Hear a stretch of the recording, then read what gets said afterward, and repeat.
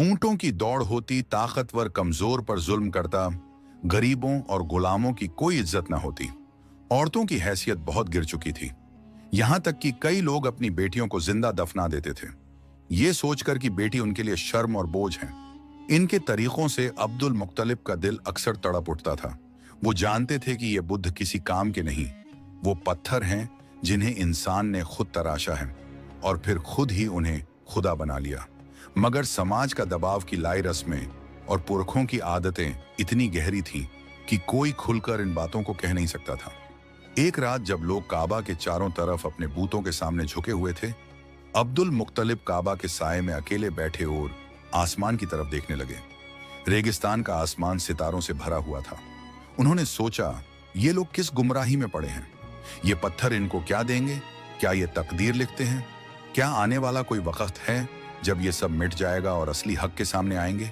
उनके दिल में अक्सर ये बेचैनी रहती कि जरूर कोई ना कोई सच्चाई है जो इन अंधेरों को मिटाएगी, जरूर कोई रहनुमा आने वाला है जो इस जमीन को गुमराही से निकालकर रोशनी की तरफ ले जाएगा। अरब के हालात ऐसे ही थे। हर कबीला अपने बुत की इबादत में डूबा था। हर आदमी अपने अपने बुत के आगे दुआ करता, कोई अपनी रोजी की फरियाद करता, कोई अपनी औलाद के लिए दुआ मांगता, कोई अपनी सलामती चाहता। लेकिन किसी को इस बात का इल्म न था कि ये सब पत्थर हैं जिनमें सुनने, समझने और देने की ताकत नहीं। ये गुमराही पूरे अरब पर छाई हुई थी, मगर इसी अंधेरे में एक नूर के आने की बुनियाद रखी जा रही थी। वो नूर जो जल्द ही पूरी दुनिया को रोशन करने वाला था। अब्दुल मुत्तलिब और कुछ और लोग जिनके दिलों में सवाल उठते थे, शायद उसी नूर की आमद का इंतजार कर रहे थे।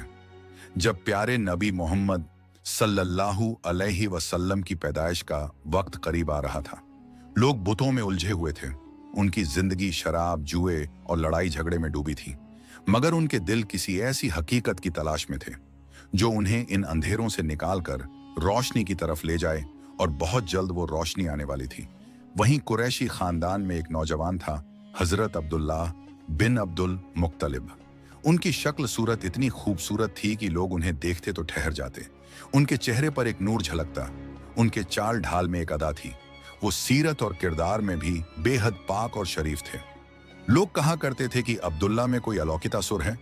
उनकी आंखों में ऐसी गहराई थी जो दिल को खींच ले। हजरत अब्दुल मुत्तलिब को अपने बेटे पर फख्र था। जब अब्दुल्लाह जवानी की उम्र में पहुंचे तो मक्का के कई घराने उनकी तरफ रुख करने लगे। हर कोई चाहता था कि अब्दुल्लाह उनके घर के दामाद बने। हर कोई अपनी बेटी का पैगाम बने रहे।